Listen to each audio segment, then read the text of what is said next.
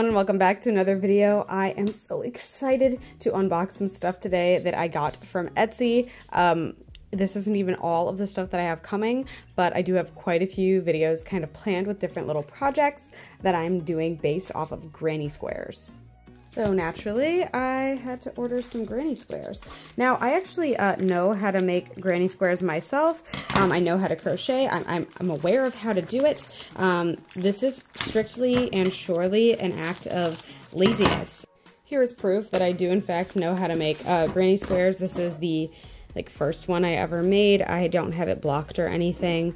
My block is actually not big enough for me to block this out, but yes, this is my first real granny square, so I do know how to make them. I just am lazy, strictly speaking, so I have not made a whole big bunch of them for, you know, the fact that I have my 2 jobs and running this channel and writing and you know, doing plays and spending time with my family. It's just not super easy for me to do. So my name is like on the other side of this. I'm gonna open it up a little more discreetly. All right, this should be the moment of truth. And there we have it. They're so well packaged and they're so uniform. All right, so these are some teeny tiny little baby granny squares that I have ordered from Etsy. Let me get the information on these. All right, so this is a set of 12 of these granny squares in this 3-dimensional daisy shape. And I got these from a seller on Etsy in Turkey. And they cost about $30. So I have 12 of these now and also another package that I can't wait to open up, but I would really like to use these to make a little handbag that I can use in the summertime. Now for that I actually need 13 granny squares, so I kind of planned to fill in the bottom with whatever yarn I have left over, and I'm gonna need to make a handle. But my kind of game plan here with these is that I want to be able to you know, cut most of the work out by pre-ordering these granny squares, supporting some small businesses in the fray, and also just being able to kind of stitch things together and follow some of these patterns and test them out to see how they work for me. So this is the first type of granny square that I got. This one's a little funkier looking. And I'm actually not sure which package this is because the only ones that were supposed to be delivered today were the blue ones. So this is kind of an early surprise for me.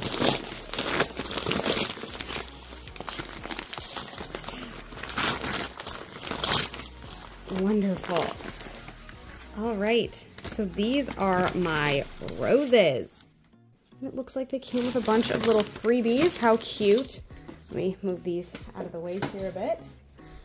So these came with 24 of these, I believe, 5-inch granny squares, and these were like 4-inch. These look more maybe like 4.5, I'm guessing. If you do any amount of crocheting or none at all, I'm sure that you've seen this pattern for this bag. It is just so gosh darned cute, and it only takes, like I said, 13. So it kind of starts off in this like diagonal set. So this is like one end here.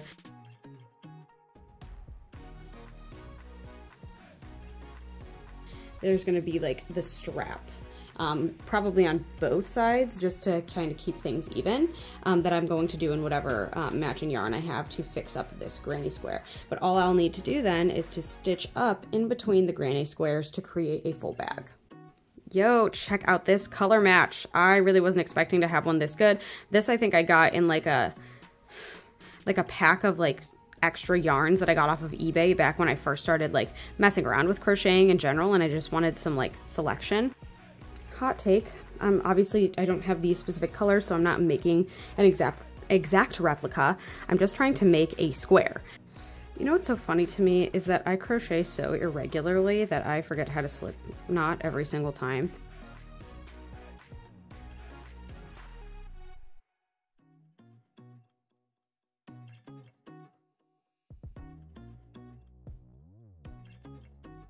So this is a silly thing, but also very true of me. I have very inconsistent crochet stitches, and I felt really confident towards the end here, and I felt them getting loose, then you could see how the loose kind of got to me up here.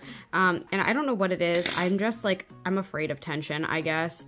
So I'm quite literally gonna frog everything. I've only done like 3 rows. But I'm gonna go to the method that I actually prefer when it comes to crocheting, because I think the tension is kind of embedded in it. And that's Tunisian crochet.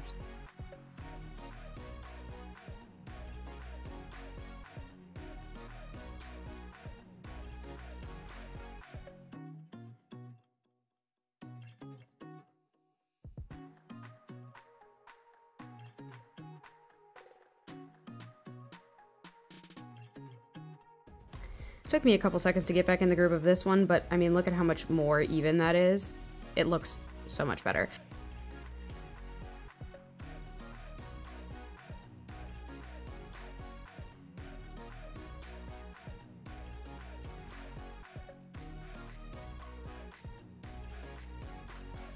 Right, tying this baby off at the end here. And we have a functioning square. I'm gonna give it a little stretch long ways, and it should just about fit over top of this square. And she does. She could use some blocking, but not bad, and definitely a lot tighter of a knit than I would have gotten otherwise. Okay, and let's see how much yarn I have left. Not a lot. Ugh, I fell on the floor. Or I also have these handles that I got just in case I wanted to do another purse sometime soon. So maybe, depending on how far apart these are, maybe this is something I can do. And it's got these big clasps on the top. I don't know, maybe I'll try this.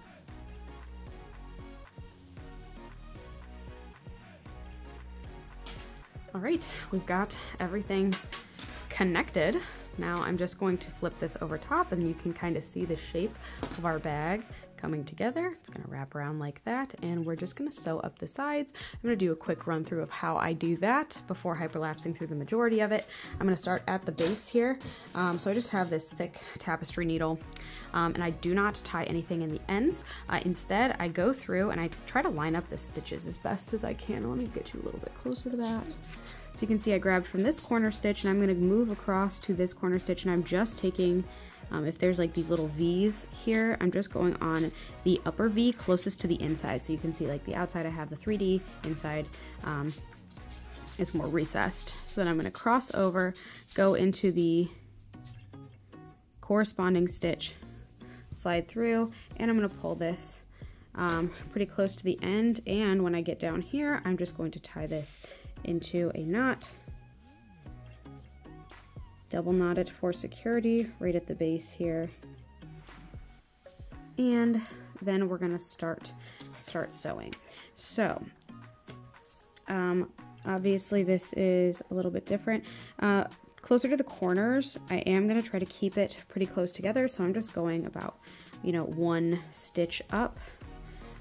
And then as I get further away, I'm gonna maybe jump to 2 stitches up. Again, gathering those same like tops of the V's so that they're interior. You can see like even over here you can see all the stitches, but if I flip it you can't. You can see them a little bit more so in the corners, but in the interim not so much. Do you ever just think to yourself, how was I so dumb that I didn't realize, especially since I've sewed so much stuff before? I just flipped the bag inside out so that I can sew it on the outside all the way up instead of having to reach my arm inside. What the heck was I even thinking?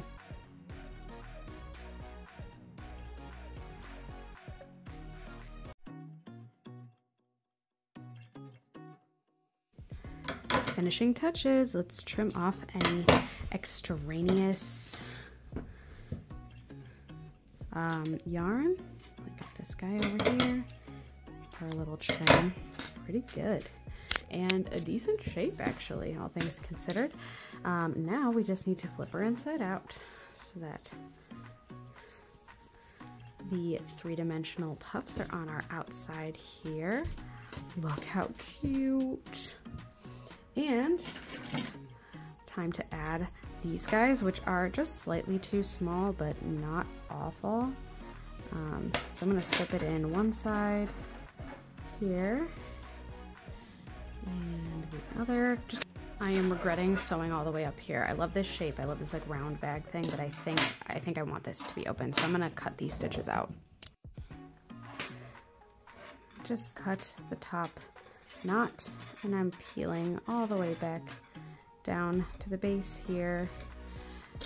Slip in the tapestry needle here, and I'm just gonna pop it through the back side down a little bit more. So now we're gonna pull it up here and through the loop to tie into a knot. It's a little too short. Yo, it is so pretty. I love it. I love the detail. My dog is so excited as well. She's just shaking. Goodness gracious. And obviously I could have done like the handles myself. I have my my I-cord knitter that I was planning on using for this before I remembered I had these. But I'm also planning on doing another one in a different shape.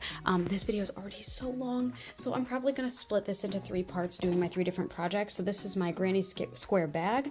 We're going to do a granny square cardigan and a granny square like book pouch.